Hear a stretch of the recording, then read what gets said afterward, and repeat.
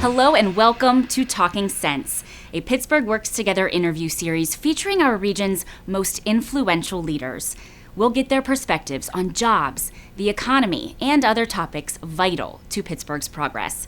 I'm Kelly Brennan, and on today's episode, I speak with two special guests, Mike Huwar, president of Peoples Gas, and Greg Bernarding, executive business manager of the Pittsburgh Regional Building Trades.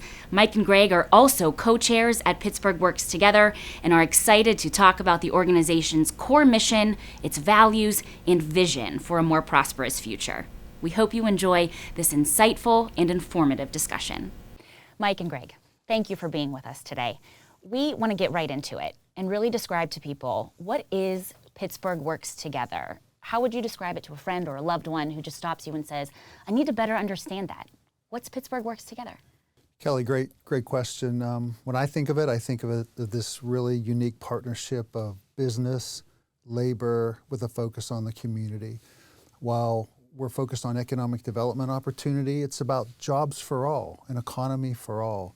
So it's exciting to be part of this group. I will say to you that there are times where we don't wholly agree on every issue, but that's the uniqueness of the organization. We come together for what is good for the region, what is the benefit of the region and the people of the greater Pittsburgh area. I like that point that you make. Did you want to add to that? I represent the building trades, and what we do is we put people to work.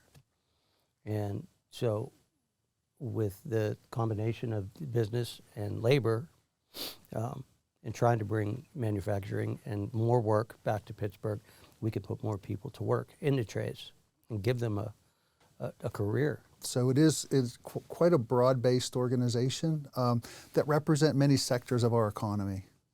We talked about also this desire for an economy that works for everyone. And you want to get to that point where if you have a family, or even if you are an individual, you want to get to the point where you can retire and feel good on that second portion of your life.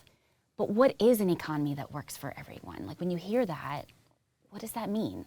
I'm happy to give you an example. On my way over today, I came through a project. It was actually a Peoples Gas project, but it was a project that included labor, it included contractors, there was paving work that was going on. So that's the economy that we're targeting. Sure, these are projects that are driven by business, they're driven by Peoples Gas, but the ability to connect with organized labor and have these projects completed in a safe way, creating safety, reliability for our customers, employing literally hundreds of folks to do these projects each and every year. Those are drivers of our economy, and they're valuable. This area, our region was built, as we rebuild it, as we rebuild infrastructure, the partnership between business and labor, it's so critical. That partnership is critical. And then when you said you were driving in and you were seeing men and women in kind of different aspects of their work, we know that then they go home to support their families, right? They get up the next day, they're part of the grind. Many people in our region live paycheck to paycheck. How do you encourage these workers, these men and women who are showing up every day, to keep pushing forward, not only for themselves, but to support the greater economy of our region? What do you say to these workers? We look into the future and say, well, what are the projects that are available to us a year from now, 2 years from now? Peoples Gas and other utilities across the region will be building infrastructure for the next decade. That's real. But what are the other segments of the economy that will remain vibrant? Where will our workers every Monday morning, when that call comes, where will they go? And so that's our focus. Economic development, understanding the opportunities of the region, taking advantage of our natural resources that are currently here, all for the benefit of the people that live here in this region. So with the projects that Mike and his company are doing now and into the future, creates more opportunity and more positions for young men and women to join the trades, to join the building trades. And these jobs change lives. They give opportunity for folks that really don't have a direction in their life, really don't know what they want to do, but they like to work with their hands. And instead of working for a minimum wage, they're making family-sustaining wages. They have a career where after 25, 35 years or what have you, that they're able to retire with dignity. They will have a pension. They could have profit sharing. Kelly, if I could add as well, I think Greg made an interesting point. And when you think about the workforce development activities that the trades are involved in, that's so beneficial to their business partners, because now as we recruit and look to employ people inside the company, they come to us better trained. They come to us in a position where they can work safely, where we can provide service reliably. And so those workforce development activities, as we think about our region, what was it 50 years ago? What was it 20 years ago? What is it today? What will it be 20 years from now? And all those economies that are robust and thriving, they're going to be, the basis of those economies are going to be strong labor that can get the job done. Safely. And on time. Yeah, which is what we all want. Yeah. Which is what we all want. Yeah. Right. I don't know how anyone could disagree with the building trade's way of life. I mean, it's I don't know if people know or not, or folks know, but we pay for our own training. Our members actually pay back. We give back to our unions and train the next generation. And when they're working, they're paying into the economy. Greg, we talked about getting people involved into these apprenticeship programs, but what does that look like? If someone says, I'm interested in that, what do their next 2-3 years look like for the trades? So an apprenticeship, it varies depending on what trade the person. Could you speak to the person, what they choose? Sure. Right? They could choose to be a laborer, or they could choose to be an operator, or they could choose to be a steam fitter, pipe fitter, iron worker. Every trade has its own different facet, right? So the training varies per each trade, and years that they go to school as well. Some are 3-year programs, some are 4-year programs, some are 5-year programs. But the benefit is, once these people get into the apprenticeship, they're being paid. They're getting health care right off the bat. They're making a wage. They have health insurance. They're paying into their pension for the future, paying into their profit sharing for the future. And they're going to work every day. They're paying back into the economy. They're buying cars. They're buying houses. Instead of going to school, a traditional 4-year college degree and coming out. Potentially ending up in debt. Yeah, with a lot of debt, right? Yes. I've seen there are a lot of college-educated folks in the trades that couldn't find a job. And thank goodness the construction is good at the moment, and they join a trade, and they're working and paying their loan off right now. But starting from day one in the program, they're working toward their future. Yeah. They don't feel like they're earning, going right, backwards. Exactly. Yep. Kelly, Right. if I could add to that, I think Greg's done a great job of just describing the baseline and essential tools that employees need to come into the workforce. And then when you get to the business, when you get to the company that would employ those employees, they're going to have training programs as well, because ultimately every day is about this work being completed in a way that's done safely, so that employees go home to their families every single day. And those companies like Peoples Gas, Essential Utilities, are going to have their own training programs as well.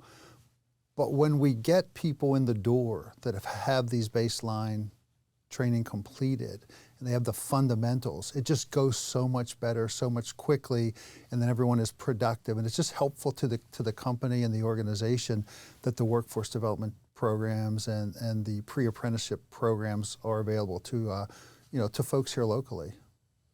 Yeah, the training in the building trades as a whole is second to none. We're the best in the world. We really are. The safety, always preaching safety, and the skills that we have, where we can put a product out, and the companies want to hire our people just for the fact that they are safety trained and they're well trained with the tools and what they're doing. The word together in Pittsburgh Works Together actually has true meaning. It's just not a name, right? you all exist because of each other and you have to work together. Can you speak to that relationship within all of these diverse communities? Great question, Kelly. I mean, as we think about the work that we're doing today, it is a natural partnership. We need each other to survive, to coexist. The projects that People's Gas and other utilities are doing in the region are supported by labor. We need labor to execute those projects, to keep service safe and reliable. We reach into every fiber of the community to rehabilitate and modernize the facilities we currently operate. So we're in this together. It's an exciting partnership, although we feel like we're just getting started. The question ultimately will become, what are the projects beyond infrastructure that are available to the trades, not only today, tomorrow, but for the next decade and for the betterment of this region? Talking about this region in general, I know that I grew up here. Did both of you as well? I did. I did. Where specifically, if you don't mind sharing? South Hills. South Hills? Perryopolis, Pennsylvania, and Fayette County. Okay. And I'm from the North Hills, just really the first suburb north of the city. Why I wanted to touch on that is because I know that as a Pittsburgher born and raised, I love this region, right? And I have different memories from growing up as to what makes our region so wonderful and so proud, and just even seeing the skyline of Pittsburgh or driving through different counties and seeing men and women at work. Like I remember that. My mom and dad got up every morning and went to work to support the family. And it just makes me proud to be from this area. Do you have any moments throughout your either career or your childhood that make you realize, wow, Pittsburgh Works Together is really representing a phenomenal area? Yeah, I could talk about that. So I am from Pittsburgh, been from Pittsburgh my whole life. My family is from Pittsburgh. We're a building trades family. I'm a third generation iron worker. My dad before me and his brother, my grandfather and his two brothers before that. I have a son that is now a fourth generation iron worker. Wow. Another son that's an electrician and a stepson that's an electrician. But as you say, you look at the skyline in Pittsburgh, coming from an iron worker family or building trades family, we can look at those buildings and we always say we worked on that. That is the essence, your personal story of this region. For a lot of families, like that is the story that we hear over and over. So thank you for sharing that. Do you have a personal connection? Kelly, I'm the son of teachers, but our neighbors were U.S. Steel, Irvin Works, Fisher Body. They worked in the mines. So when I looked at the pride by which they took in their jobs and went to work every day, I think of those roles as the roles that not only built America, but kept it going, keep it going. And so I have such pride in that region. Came to the University of Pittsburgh. My wife is from Bloomfield. We live in the North Hills now. But what makes this area so great is the ability to raise a family in a safe way, in a way that is affordable to so many families. And so that's my focus now with Pittsburgh Works Together and with People's Gas being part of that. We're excited about this region, always have been. The 1,200 employees that we have every day that do the hard work, that rebuild infrastructure, we're proud of that, and we want to keep that going. So we watch this city be rebuilt and turn to the next chapter of what this will be about. I want a place where my kids are going to be comfortable, where they can stay here, they can work here, they can raise a family if they so desire to do so. So that's my story of the region. I've been here my entire life.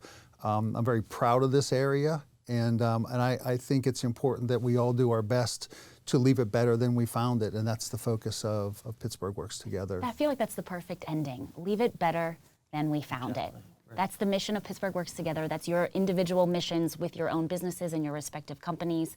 And then when you take that home, that's the same vision that your families have, I imagine. I cannot thank you enough for your time today and for your perspective and for speaking so personally also to this effort. We really appreciate you being here. Gregory, thank you. Kelly. Thank you. Thank you so much. And thank you for sharing about your family story as well. This is really just the start of a broader discussion within Pittsburgh Works Together. We have more episodes to come, and we hope that you'll stay tuned.